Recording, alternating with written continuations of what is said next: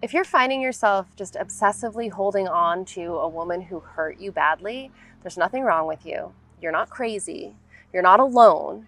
And it is not love that is keeping you holding on. In today's video, we're going to talk about what it is that keeps men holding on to an obsessive degree even to women who have outright harmed them, caused them a lot of pain, emotional abuse, even physical abuse. It's a very, very common pattern, and a lot of men really get themselves tied into knots trying to figure out what's going on. So today I'm going to explain why this happens, what's keeping you attached, and if you stay to the end of the video, I'm also going to give you 3 tips to help you let go in a way that feels really safe for your brain.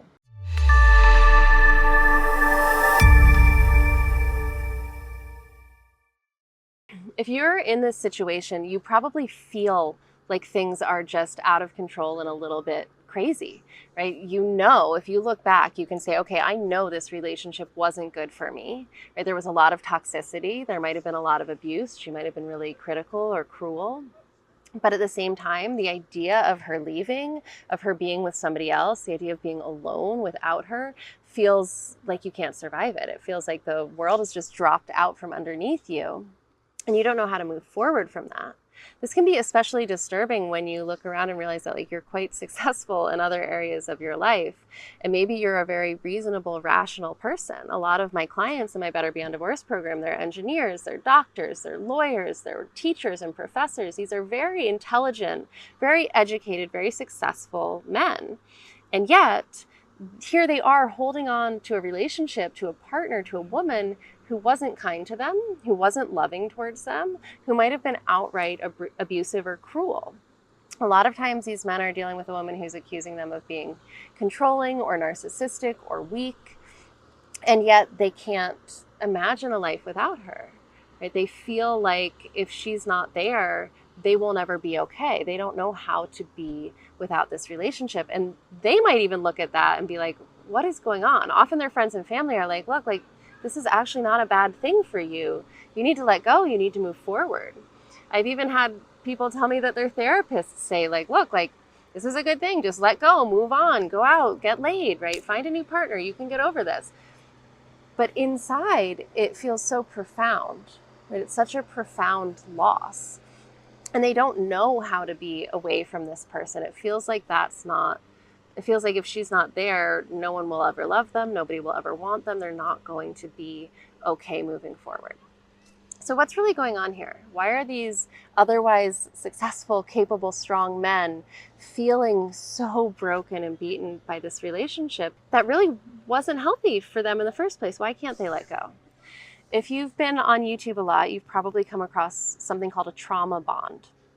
And a trauma bond happens in abusive relationships where the person who's hurting you is also the person who gives you love, sometimes, right? Not much, but just enough here and there to keep you wanting it, hoping it, imagining that if you could just do the right thing, you would get that love all of the time. And usually these kinds of trauma bonds, they happen in relationships where there's a lot of codependency from the beginning. And unfortunately, in our modern society, that's most relationships, because our societal narrative around what romantic love is actually got very little to do with love. If you read novels or watch books, if you read books or watch movies or TV shows, you are very familiar with this romantic soulmate kind of love. Even, our music has it in it. I'll die without you. You're the only person for me. I didn't live until I met you. And we have this sense of true love means that you're my better half, my other half, that I wasn't whole or complete without you, and that I can't be whole or complete without you. This idea is so ubiquitous in our culture, and we confuse it with love. We call it love. So it's not surprising that most people experience codependency in their relationships, because I can't live without you. You guys, that's not love. That has nothing to do with love. That has nothing to do with that warm, compassionate, kind feeling towards another person. That's pure need. That's I can't be a human. I can't be whole. I can't be okay unless you're there. That's I need you in order for me to be okay. That is not love. That's dependency. And it's not just the cultural narrative that leads most relationships to have this, it's also attachment wounds. It's growing up as a child and not having your emotional needs met, or maybe only having your emotional needs met in chaotic or harmful situations. So a lot of kids look back, or a lot of adults look back at their childhood and realize that mom or dad was really cold or really angry or not available emotionally. Or sometimes there was outright abuse or neglect, or there was emotional abuse, but there were also moments of affection, moments of connection, moments of love. So that pattern's actually really familiar to your brain, that either you're not going to get your emotional needs yet met, or if you are going to get them met, it's only going to be like sometimes and unreliably, and maybe you've got to work really hard or do just the right things to try to get those needs met. So between those childhood wounds and this codependent love story that is so popular in our society, most relationships are going to have the ingredients, like the stage set up for this kind of unhealthy attachment that can result in what psychologists call a trauma bond. What's important to know is that this is not love. The reason that you're holding on to this relationship, to this person, it's not because you love them. That's not a sign of love, because it's a sign of codependency, not a sign of love. What's happening is a physical reaction. And this is what's so important for you to hear, because I talk about codependency or attachment wounds, and you might be thinking, well, I need to be stronger than that, right? I need to be a man. I need to be tough. I need to be tougher than codependency.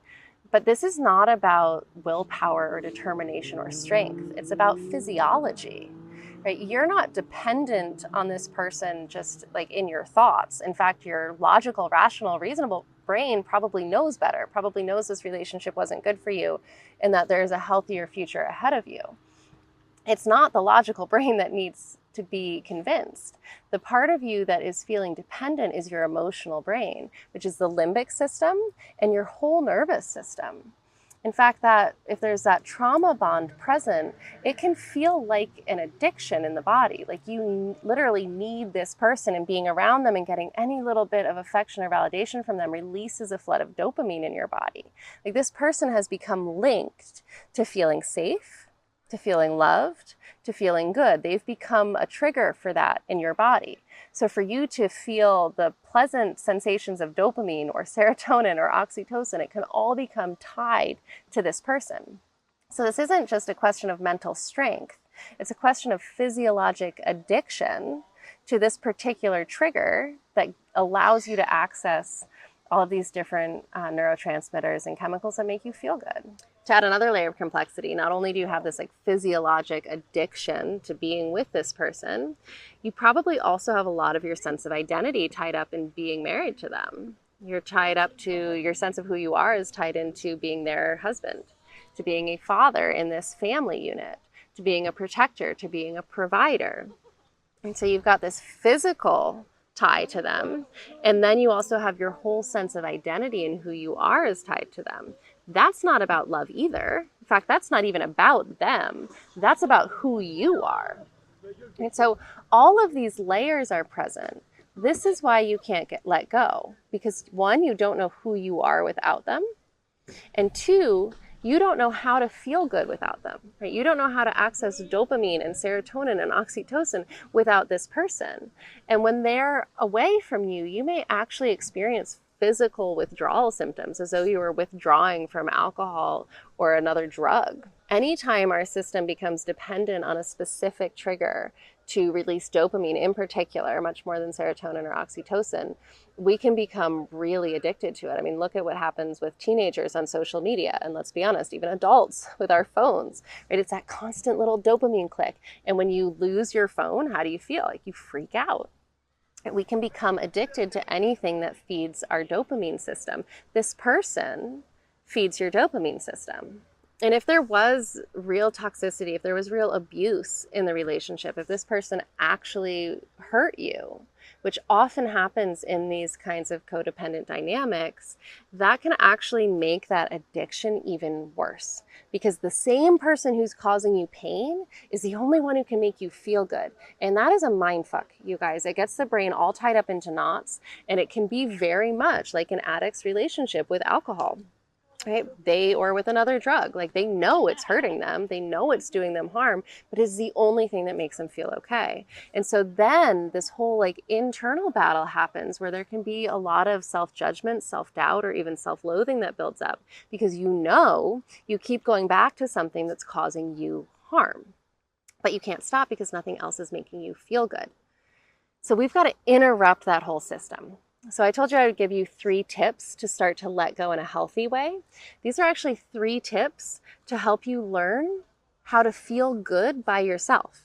So how to get a dopamine response by yourself, how to feel safe by yourself, how to connect to a sense of who you are by yourself. Because the more that you can feel good right here, right now on your own, the less you need whatever that source of your dopamine addiction is, right? If so often with alcohol or with drugs, we get hyper focused on the alcohol or the drugs as the problem. They're not the problem, they're the solution. The problem is the pain that that person has when the alcohol or drugs isn't present. The problem is the void, the hole inside of them. The problem is the childhood attachment wounds. The problem is the inability to feel good, to get dopamine, serotonin, oxytocin without that specific trigger, right? And she is just the same thing for you in your life. Instead of alcohol or instead of a drug, it's her. And she's the thing that both harms you and makes you feel good. And until you learn how to feel the way that you feel in those very rare but precious moments with her, you are not going to be successful in letting her go. Right? We have to solve the root underlying problem. Okay, we have to solve the root underlying problem, which is the fact that you don't feel okay when you're alone. All right, so here are a couple of tips to get you started out. Tip number 1 is to start to rewire your own dopamine system. You guys, if you are interested in this at all, and I hope you are, if you are trying to break free from a relationship with somebody who hurt you and caused you a lot of harm, look into the brain's dopamine system. There's a lot of great videos out there. We need to interrupt your brain's dopamine addiction. So that means you need to find healthier ways to get dopamine in smaller doses. So this does not mean transferring your addiction to her, to your cell phone, or to anything else. It does mean doing things that feel good for you. Things like exercising, things like cold plunges or cold showers. Physical activity and exposure to cold are both really good for regulating your dopamine system. So when you feel that need to be with her, if it ever feels overwhelming or like you can't be alone, go and work out. Create a great hard workout program. Use that physical exercise to help rewire that dopamine system in your body. I've also seen a lot of men use cold showers and cold plunges very effectively to help interrupt those urge cycles and balance their dopamine systems. Tip number 2 is develop a mindfulness practice and stick to it religiously for at least 2 months. So pick a mindfulness practice, you guys. It can be as simple as breathing and noticing how it feels to breathe. It can be going throughout the day and noticing 5 things you can see. It can be listening for 3 things that you hear and trying to hold them all in your awareness at the same time. Can you hear your own breathing, the sound of the wind, and the refrigerator humming? And by the time you got to the refrigerator humming, did you lose your breathing? Keep practicing until you can hold 3 things you can hear in your attention at one time. Can you hold 4? You can do mindful walking practices. YouTube is full of mindfulness exercises. Pick one, just one. Practice it every single day for at least 2 months. Mindfulness is a skill. Like any skill, you will get better at it the more that you practice. Mindfulness also regulates the body's reward systems. That dopamine addiction, it's like, I need it, I need it, I need it. I can't be okay without it. I can't be okay here in the moment. We are so busy, our brains get so busy trying to remove us from the very moment we're in that we don't even notice anymore what it is we're trying to get away from. Mindfulness is a very gentle way to get back into being here now and teaching the brain day by day, slowly but surely, that being right here, right now is okay, that you're all right. There's no lion about to eat you. You're not about to freeze to death. It's okay to be here right now. This will also help immensely if you're experiencing anxiety or depression during your separation or divorce.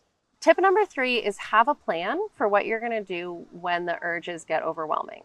So like with any addiction, when we're trying to let it go, there's going to be moments where we get overwhelmed. So what are you going to do? Smokers have a stash of lollipops and Nicorette gum, right? It's not ideal. Like, no, I don't want to be eating 20 lollipops a day. That's not healthy long term either, but it's better than the cigarette. And right now, in that moment where it's too overwhelming, maybe I need that temporarily, that lollipop as a crutch. So what's your lollipop? Maybe it's somebody that you call. Maybe it's something that you eat. Maybe it's a Netflix show that you love and you binge on it, and that's okay. Knowing that this is a temporary fix while you're healing the underlying wounds, but create a plan, because there will be moments where it is overwhelming, where it is too much. And if you don't have a plan in place of what you're going to do instead, you're going to want to reach out to her, right? And you're going to put yourself right back in that pattern, that loop with her, where you get just a little bit of validation, and that pulls you right back into, I need it from her and I can't get it myself. I can't build it on my own. All right, guys, so these are 3 tips to help you cope and start to move on. There's more work that we need to do, because what brought us here, one, was that societal story telling us that codependency is actually love. We need to rewire that pattern in your brain, and you need to start to experience what love actually is.